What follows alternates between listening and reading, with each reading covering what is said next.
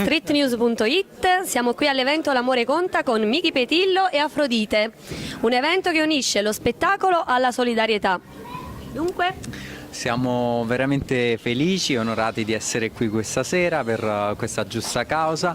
È sempre bello che appunto nel nostro paese cicciano ci siano persone come Davide e tutto lo staff di Street News che organizzino queste belle manifestazioni.